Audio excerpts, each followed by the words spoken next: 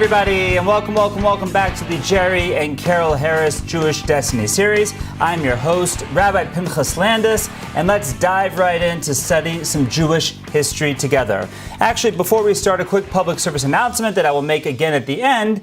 We will be taking a 3-week hiatus after tonight because, God willing, I will be leaving 1 week from tonight for Eretz Yisrael, for Yerushalayim, for Bezras Hashem, my daughter's chasna, my daughter's wedding, and I will be gone for a total of 2 weeks, but will include 3 Wednesday nights. So we will unfortunately, fortunately for the Simcha, but unfortunately miss 3 weeks of the Jewish Destiny series. So after tonight, we will have our hiatus and then continue again, God willing, on June 1st. Okay, let's dive right in.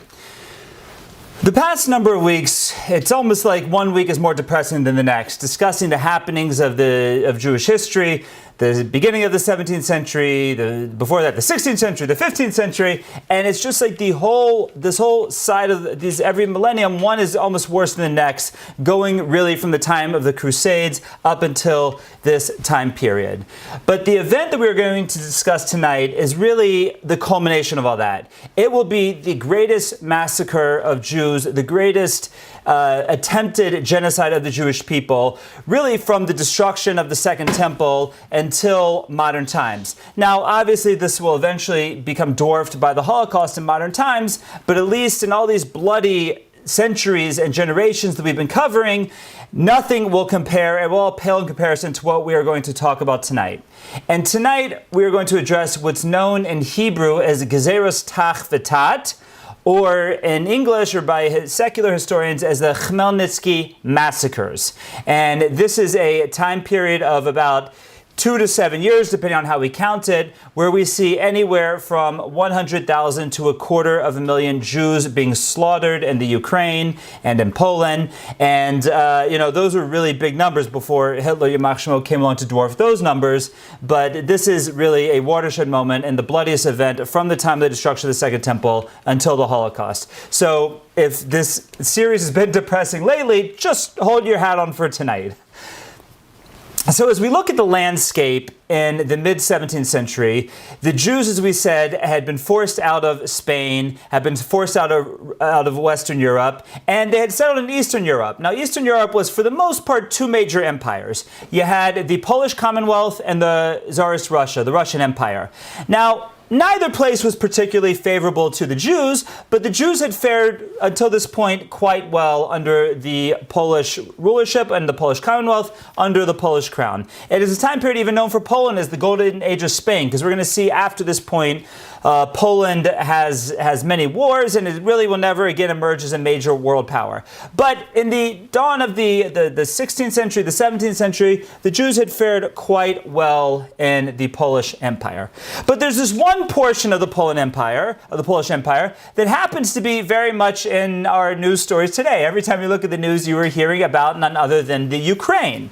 Well, at this time period, the Ukraine was firmly a part of the Polish Empire, and that area had been settled by many hundreds of thousands, probably, more accurately, probably upwards of 1 million to 1.5 million Jews had settled in that area of the Polish Empire that we now call the Ukraine. So a lot of the prosperity that the Jews had in the Polish Empire and the Polish Kingdom happened in the area that we nowadays call the Ukraine. But unfortunately, there was a tinderbox just waiting to explode, and the Jews were right in the middle of it. The non-Jewish community of the modern-day Ukraine was largely populated by a group of people known as the Cossacks. The Cossacks were an Asiatic, somewhat nomadic, fierce warrior type people that had migrated to this part of the world. They had migrated from the Balkans down to this area of the Ukraine, and they were most likely a majority population in the area. And the dynamic was very rough because the Cossacks were always an oppressed minority, or oppressed majority in many areas of the Polish Empire. They could never gain nobility status. No matter how successful they were, they often had their land confiscated by the nobles, and they just did not have a good relationship with the crown. It was a toxic, divisive relationship, and it was a tinderbox waiting to explode. Now, beyond just the Cossacks, is the virtually the rest of the non-Jews in the area of Poland were serfs, were peasants, and were part of the serf system that would last in Poland for another few centuries even. And the way that things worked in the Ukraine was that all the Polish nobles who lived west in what we call major Poland, or nowadays the country of Poland, they controlled the whole area of the Ukraine. They owned the land, they owned the banks, they owned everything, they owned the government. So the serfs were indebted in every single way to these Polish nobles. They worked on their land, and it was just a losing prospect their whole entire life. They could never get ahead. They were in debt, and they had to take loans from the banks, from the money lenders. They were all alcoholics. It was a very rough situation, and all of those businesses were owned by the Polish nobles. But the Polish nobles lived over in large Poland, in Greater Poland. And therefore, who was the ones in control, so to speak? Who was the emissaries of the Polish nobles by the way, they're Roman Catholic in Poland. So the Roman Catholic Polish nobles over in Poland, who were the emissaries? None other than the Jews. Unfortunately, a lot of the prosperity that the Jews had in this time in the Polish Empire was acting as the absentee landlords, as the money changers, as the tavern owners for the Polish nobles. So the financial success of the Jews at this time was being made on the backs of the serfs, but via the Polish nobles. They were the representatives of the Polish nobles. So needless to say, that leaves them in the wrong place at the wrong time, because when this tinderbox explodes, the Cossacks are not going to be able to get back to Greater Poland. They're not going to be able to get to the nobles that really have oppressed them through all this time. So therefore, they're going to attack their emissaries and their way. And therefore, while the Roman Catholics and the Poles will suffer greatly through the Khmelnytsky uprising, the Jews are really going to suffer the greatest.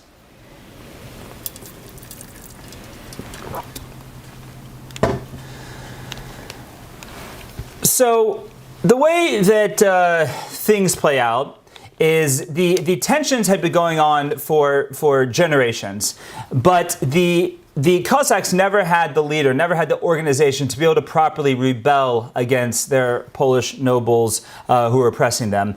Finally, in the early part to the mid part of the 17th century, they find that leader in a man by the name of Bogdan Khmelnytsky. Bogdan Khmelnytsky was a furious warrior. He had fought in a lot of the Polish wars, and he eventually saw, he was about 50 years old at this point, and he saw that he was never going to make it in Polish society. Even though he'd brought the military victory, he owned land, for every reason he should have been able to enter that nobility of Poland, but because he was a Cossack, he saw that he had no chance.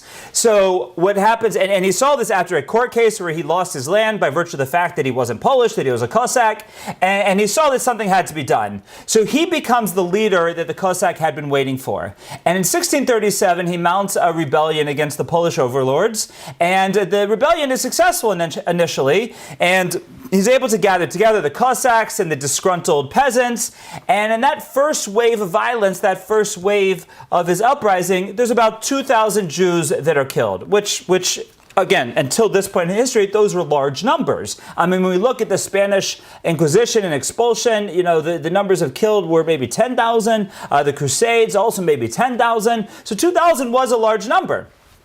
But we're going to see it is only a fraction of what is going to happen but 10 years later. What everyone fails to realize, that the Polish fail to realize it, is that uprising, which is eventually calmed down, is just the beginning of what's to come.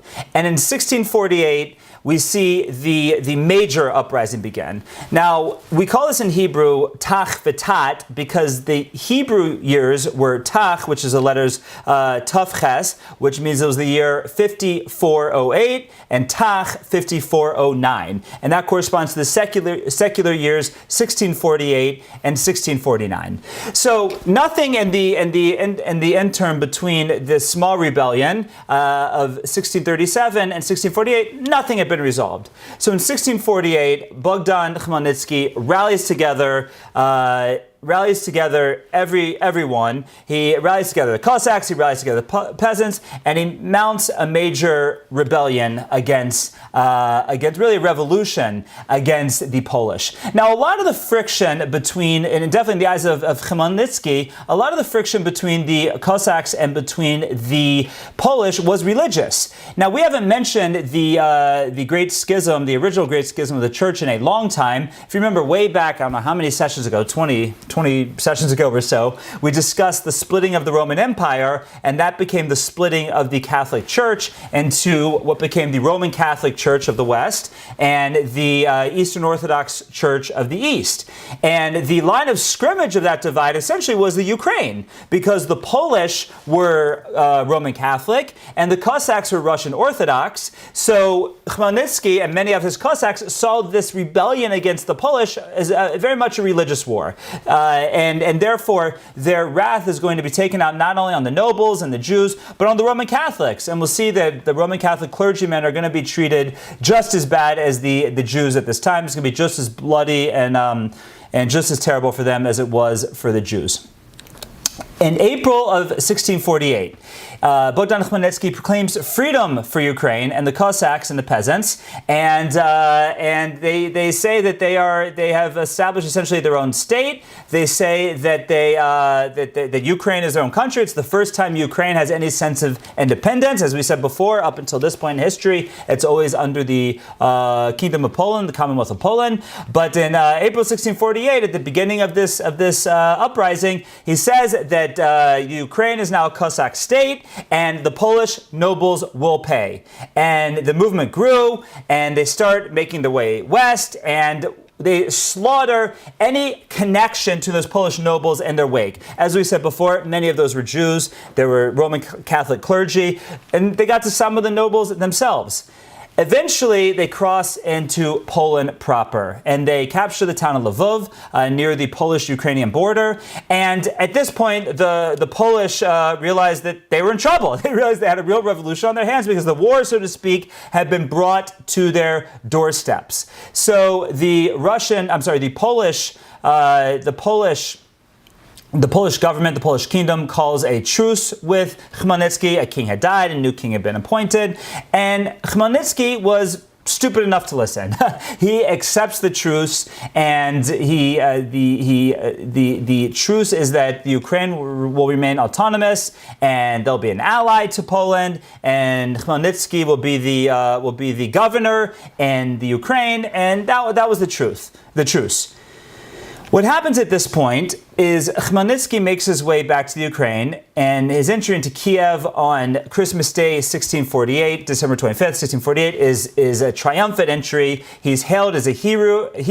He's hailed as the Moses, savior, redeemer, liberator of the people from the Polish captivity. He's the redeemer of the Ukrainian people, and they think that they really have their freedom. They think that they are not part of the Polish government anymore. They think they are their own state, and they look at Khmelnytsky as their leader.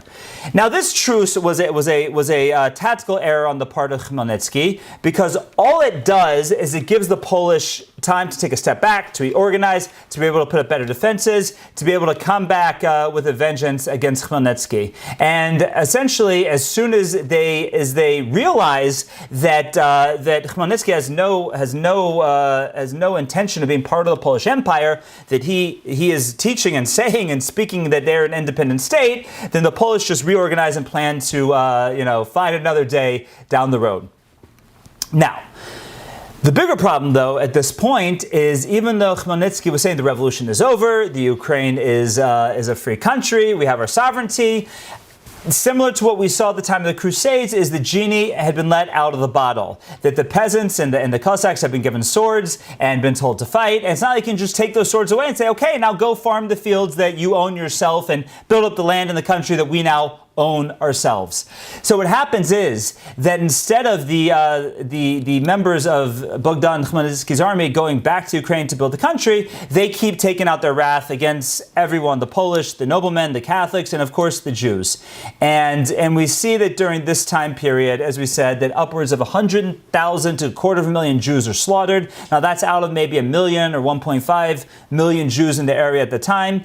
And those numbers are huge. They're huge for the time because this is long before Hitler Yamach Shemo, long before the industrious genius of the German war machine, long before gas chambers, long before machine guns. If you wanted to kill someone in 1648 or 1649, you had to do it by hand. And, eventually your hand gets tired. So the fact that so many Jews lost their lives at this time in the wake of this uprising was just terrible. As we said, the numbers paled in comparison to anything that had happened and will pale in comparison to anything until the Holocaust. Now, the Jews, the Cossacks had an ally in the Tartars, and the Jews actually they opted to be captured by the Tartars as opposed to the Cossacks, because the Cossacks just did every atrocity imaginable when they called the Jews, but the Tartars were more business-minded, and therefore, when they would capture Jews, they would sell them, they would put them up for ransom, and therefore we see many of the European Jewry are ransomed throughout the world, and by the way, we see another way that the Ashkenazi influence finds its way into the Sephardic world, because many Ashkenazi rabbis and scholars are ransomed by Sephardic communities and have a tremendous influence there, and the Ashkenazing of those Sephardic communities happens in the wake of this. But it is a terrible situation. Now, in 1649, under the pressure of the Eastern Orthodox Church, Khmelnytsky offers the Jews, similar to what was offered them in Spain, to convert. And if they would convert, they would be under the protection of the Cossacks in the Ukraine. Now, with this offer of 1648, there is only about 300 Jews that respond and actually convert to Catholicism, to Eastern Orthodoxy, I should say. And, that's compared to what we talked about in Spain, where nearly half of Spanish Jewry will convert to Catholicism out of comfort. We see here that out of a million, up to probably upwards of 1.5 million Jews, only 300, not 300,000, 300 will convert to Eastern Orthodoxy. So all that does is further enrages Khmelnytsky, and in that second year of the uprising, he further takes out his wrath on the Jews of the Ukraine, and it is just a terrible, terrible time for the Jewish people. Now, the uprising finally, according to most accounts, ends in 1653 when the army of the Cossacks starts to fall apart, and Khmelnytsky realizes that he's losing control of what he's put together, losing control of the country that he's declared as a sovereign country. So what he does is he ends up making a treaty with the Russians. It's known as the Treaty of Pereyaslav, and this is the beginning of Ukraine falling under the Russian influence. Because initially it's just a treaty to protect them against the Poles, but within a short period of time, the country of Ukraine is going to be fully absorbed into the Tsarist Empire, into the Russian Empire, and really until the fall of the Soviet Union, it is going to be a part of the Russian Empire. And that's really the struggle that's going on today in the Ukraine. It's really the same struggle, because the Ukraine in modern times, recent times, has tried to kind of move away from the Russian Empire, from Putin's desire to rebuild the Russian Empire that went from the Tsar to the Soviets to Putin. He's trying to rebuild it, and Ukraine has always been part of that sphere of influence of the Russians. And in the past number of years, the past about 20 years or so, they've started to make movements towards the West, away from Russia, and that's really what the war is all about. That's really what the war in the Ukraine is all about. Now, it's interesting that a question that I've gotten a lot since this war broke out is how should we feel about it? Now, if you go on every website under the sun, it'll say, we stand with Ukraine. If you go on social media, we stand with Ukraine. And it's clear in this war, Russia is the aggressor, and the Ukraine did nothing wrong, that they should deserve what they're getting right now.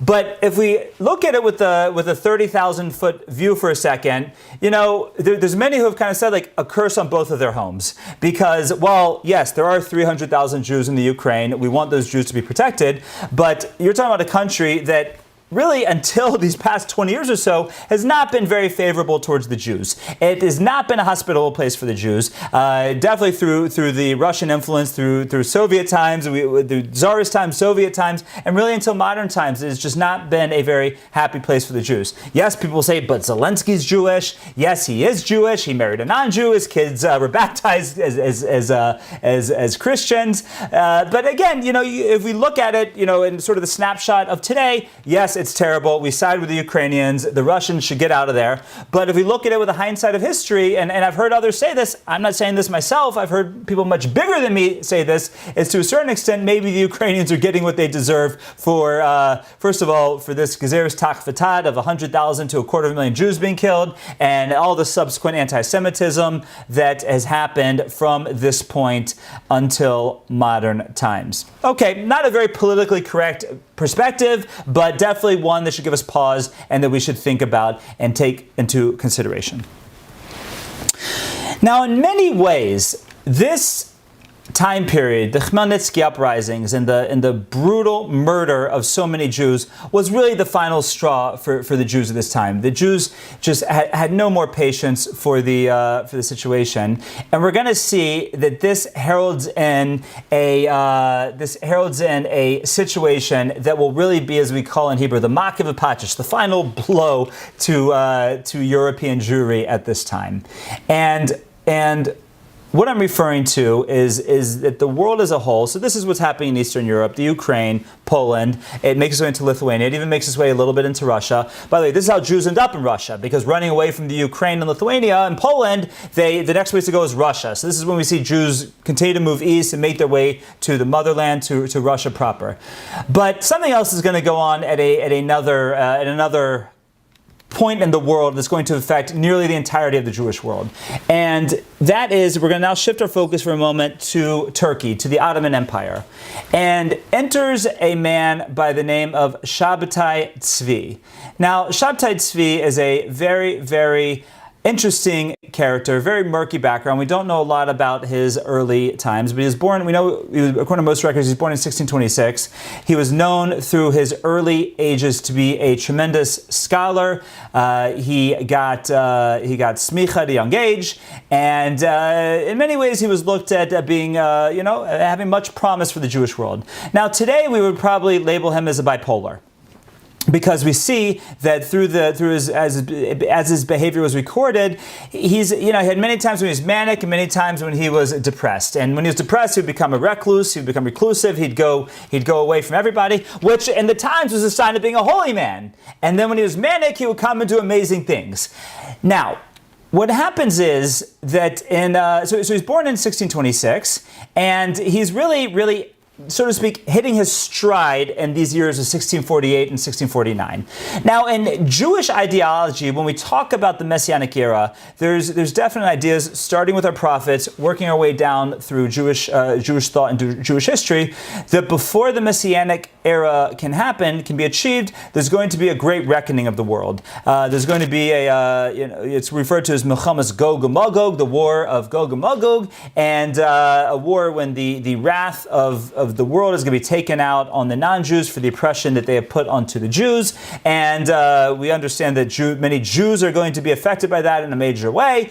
And so, if you follow the line of thinking, it would make sense that you could have messianic uprisings, messianic fervor after the time period of a great disaster like Gezeres Tachvatad. I mean, we saw this after the destruction of the Second Temple. We had the Bar Kokhba false Messiah. We had Jesus, the false Messiah. After the expulsion from Spain, we had certain messianic pretensions happening that were going on. And definitely, Shabtai Tzvi is going to enter this fray. Now, Shabtai Tzvi is also operating in a world where Lurianic Kabbalah, as we talked about, I think, last week, has become a thing. And it is really, that has given a backdrop to, it's brought the concept of the supernatural to the present, and it's really set the stage for the false Messiah of Shabtai Tzvi.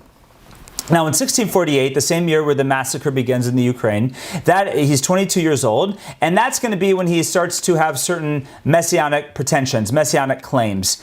And he's going to start to do things. He's going to say that he had visions. He's going to start to pronounce what's called the tetragram, which is the long name of Hashem that's only supposed to be mentioned in the temple when it stood. And he's going to claim he could fly, like all kinds of crazy things. But again, in a world where there's an influence of Lurianic Kabbalah, these things started to be heard and expected and understood and not shunned as something that was not right. That being said, he goes on like this for about 3 years, and he's eventually going to be banished from Smyrna in Turkey, which is where he lived, because it's going to become too much for the rabbis. And for the next number of years, he's going to wander around, trying to shop his goods around really the Sephardic world. He's going to be in Constantinople, and he's going to start to get a certain amount of traction that in his proclamation and his claims of his messianic pretension. He's going to set up shop in Salonika, and at that time, Salonika was a big center of Kabbalistic study. So therefore, these ideas are going to be widely accepted there and start to gain some traction. But eventually he's going to be kicked out of there also, and he's going to keep wandering. And we know that from 1660 to 1662, he's going to be in Cairo. And eventually in 1663, he will come to Israel for his first time. And he will come to Jerusalem, and he will find the small fledgling community in Jerusalem having a very difficult time financially, having a hard time surviving. So what he's going to do at this point, he's going to go back to Cairo with the connections that he made while he was there, and he's going to raise funds for the Jewish community back in Jerusalem. Now, as we all know, in the Jewish world, there's no better way to gain stature than to become a great fundraiser. He's now supporting the community in Jerusalem through fundraising in Cairo, through his influence in Cairo, and therefore, obviously, to a certain extent, he could do no wrong in Jerusalem. And so he's going to be kind of accepted there for a little while, as we'll see, until they get sick of him. Now, when he's in Cairo, we see really the first break from normative Judaism, if you will. Up until this point, as far as we know, he's done some strange things with his Kabbalistic influence. Like I said, saying the what we call the Shem Mafurish, the explicit name of Hashem, claiming he's the Messiah, but nothing too terrible, enough to rile up some rabbis, get them kicked out of some places. But in Cairo, we're going to see one of the first not so kosher things happen that he's going to do. There in Cairo was an orphan by the name of Sarah. Now she was an orphan actually from the Khmelnytsky massacres and had been ransomed and brought to Cairo. I'm sorry, she was actually adopted by Christians, where she eventually ends up in Cairo, and because she'll escape from the Christians, and she will be supporting herself as a woman of ill repute. Now she also had pretensions that she was the wife of the Messiah. And somehow, while he's in Cairo, word of Sarah gets to Shabtai Tzvi, and he says, "This must be my wife." They end up marrying, and this brings a whole level of sexual immorality into the mix of Shabtai Tzvi. Now, you might think that usually sexual immorality doesn't go well with Judaism, but this is long before the world of social media, long before the modern press, and we're looking at it with a hindsight of time, with a lot of records that have been assembled. It's hard to know how much was known at the time of what Shabtai Tzvi was really up to, but we can look at that point in 1663 as he really starts taking steps away from traditional Judaism in his movement. Now, after he marries Sarah, he makes his way back to Jerusalem. But if you know the geography of going from Egypt back to Jerusalem, you have to pass through an area called Gaza. Now, Gaza was a major Jewish town at that time, not like today. And he comes into contact with a man by the name of Nathan, known to us as Nathan of Gaza. And Nathan of Gaza is also a student of Kabbalah. And he meets Shabtai Tzvi and becomes convinced that not only is Shabtai Tzvi the Messiah, but that he himself is Elijah the prophet. Now, in Jewish tradition, we know that Elijah the prophet has a job. One of his jobs on the map of all of Jewish history is he is going to herald in the Messianic era. And Nathan of Gaza sees that as his job. It's his job to bring the message of Shabtai Tzvi as the Messiah to the Jewish world. And he takes on this task diligently well. He is one of the best PR agents in the history of the world, because let's face it, to be a successful Messianic movement, you have got to have a great PR agent. agent. I mean, if you look at Christianity, a lot of the way that Christianity was successful was because they had Paul of Tarshish, who really was the PR agent of Jesus. And that's what Nathan of Gaza is to the movement of Shabtai Tzvi. And he starts to write letters, polemics, plays, and spread them throughout the whole entire Jewish world that the Messiah has been identified and to start to prepare for the Messianic era. Now, on Rosh Hashanah of 1665, the Nathan of Gaza, and Shabtai Tzvi are in Jerusalem at this point, and Nathan of Gaza proclaims that the Messiah has come, and it is Shabtai Tzvi. And at this point, the movement really starts to spread like wildfire throughout the Jewish world, especially throughout the Sephardic communities, more so than the Ashkenazi communities, but it really does spread throughout most of the Jewish world, to the point where probably upwards of half of the Jews in the world will become believers that Shabtai Tzvi is the Messiah. Now, what about the leadership at this time? What about the rabbis? So the rabbis really had one of three positions. There were those rabbis, those scholars, who really believed that Shabtai Tzvi was the Messiah, like Nathan of Gaza. They believed in it wholeheartedly and were all in. There were those who opposed the position and the claims that Shabtai Tzvi was the Messiah. Now you can guess, if over half of the Jewish world believes he's the Messiah, those rabbis who did not agree with him were not very popular at this time.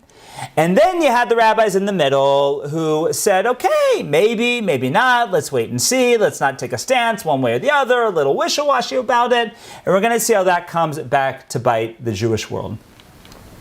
On the 10th of Teves of that year, which is just a few months after Rosh Hashanah, Shabtai Tzvi and Nathan of Gaza make an announcement that the fast of the 10th of Teves no longer needs to be observed as a fast. That is one of the 4 fast days that we have to mourn the destruction of the Second Temple. But the claim of Shabtai Tzvi and Nathan of Gaza was that Messiah had come, Messiah was here, so therefore no need to observe the days of mourning of the destruction of the temple. And we see at that point he starts to make many other deviations away from traditional Judaism. It's recorded that he starts to not follow the commandments of the Torah. He changes a blessing in the Siddur. One of the blessings we say in the morning is Matir Asurim, which means we thank Hashem for being the one who frees those who are bound. In other words, we get up in the morning and we can move, so we make a blessing thanking God that we can move. Shabtai Tzvi changes the language of the blessing to say Matir Isurim. Thank you, Hashem, who allowed that which he had forbidden. Because he kind of builds on that same idea that the Christians did, that when the Messiah comes, for some reason, the Torah wouldn't be valid anymore, which is a absolutely ludicrous thought, but he builds on that idea, and many in his movement, he starts to spread that now that the Messiah has come, there's no need to follow the Torah, similar to what the Christians did. And at that point, he definitely loses the rabbis who are on the fence, and even the rabbis who were already in support of him started to see through the charade. But at this point, the genie was out of the bottle. And you had Jews throughout the Jewish world, based on the publicity of Nathan of Gaza, saying that they should sell their homes, they should sell their businesses, they should be prepared to move to Israel. The shipping companies recorded at the time there were no ships available because they had been commissioned by Jews who were leaving Europe and other parts of the world to head to Israel. So the genie was out of the bag, so to speak. Now, in 1666, at this point, he gets, after the rabbis start to move away from him, he's once again kicked out of Jerusalem. And at this point, he goes back to Constantinople. Now, Nathan of Gaza has a refrain that he uses time and time again as it's recorded, is that every time there's what seems like a setback in the Sabbatean movement, he says, this is just a test to see who's a true believer. And that's what he does here. He says that Shabtai Tzvi was kicked out of Jerusalem because, the Messiah is not supposed to be kicked out of Jerusalem. The Messiah is supposed to bring the Jews back to Jerusalem. But you see now that he's kicked out of Jerusalem, and Nathan of Gaza says it's just a test. And the reason he's doing this is Constantinople was the capital of the Ottoman Empire, and he says he's just going there to tell the Sultan that he's now the Messiah. He's going to take the Sultan's crown and put it on his own head, and it's just a test, and let's just wait and see. Now, as you can imagine, the Sultan wasn't too happy with this message when he heard it, and upon Shabtai Tzvi's entering into Constantinople, he is arrested and imprisoned by the Sultan. But it's like a house arrest. It's like a royal prisoner situation, because the Ottoman Empire, in modern times for sure, was known as being the sick man of Europe, was always known as being very corrupt, and that corruption existed very much at this time also. So by keeping Shabtai Tzvi sort of as a under house arrest, but allowing people to still come and visit and making it a tourist attraction, the Sultan makes money off of it. So for a time, the Sultan allows the charade to go. But finally, later in 1666, Shabtai Tzvi is brought before the Sultan, and he gives him the choice: your turban, or the turban, or your head, which was a way of saying, okay, enough's enough. Either you convert to Islam, or you will be killed. At this point, Shabtai Tzvi converts to Islam and becomes a Muslim and takes on the name Muhammad. Now, you might think that that's the end of the charade. But Nathan the Gaza, in his old refrain, says, nope, it's just another test. Don't worry, it's just to separate the true believers from the false believers. In many ways, though, this is the end of it. And finally, Shabtai Tzvi will die as a Muslim in 1676. And you would think that would be the end of it, but still the claims are made that it's just a test.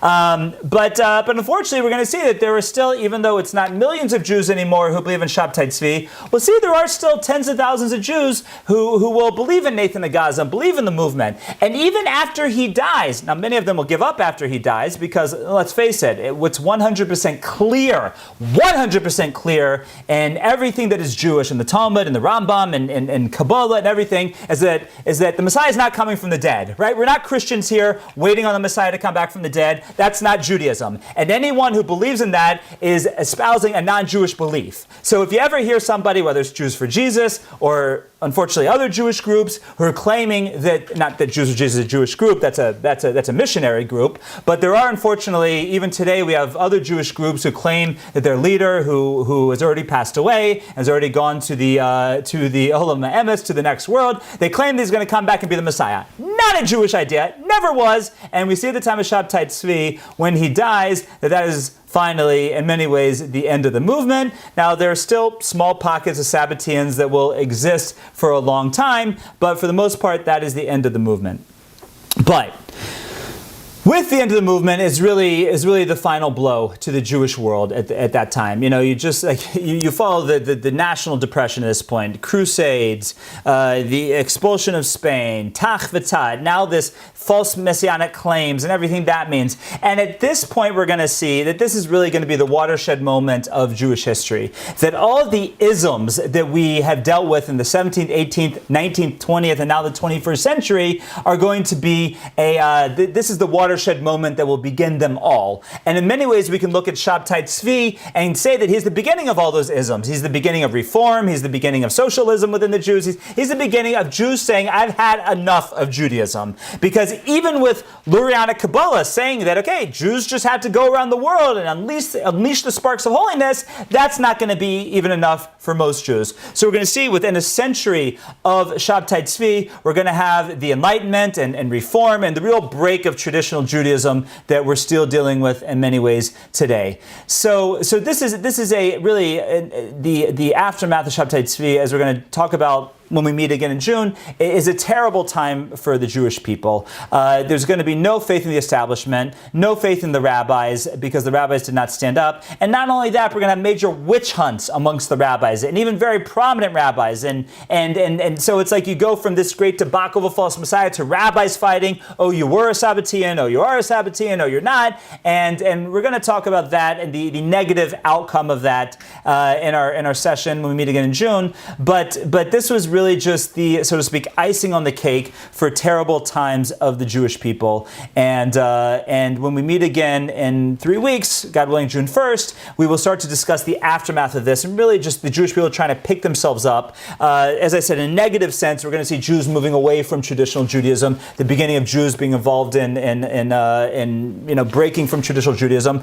But on the flip side, we'll see some positive too. We'll see the positive result of this and trying to pick up the Jewish people from this national state of depression they were in, we'll see the Hasidic movement, we will see the Musar movement, we'll see the Yeshiva movement. So it'll cut both ways. The depression will cut both ways. We'll lose many to this national depression that we've never regained. But we'll see many positive developments in the Jewish world that will lead to shape the Jewish people as we know it today. I look forward to discussing it with you after our 3-week hiatus for my daughter's wedding, and I look forward to joining together with you then, June 1st, God willing. And in the meantime, have a wonderful evening, wonderful few weeks, and I look forward to connecting again in June. Thank you so much for participating, and we'll talk to you then.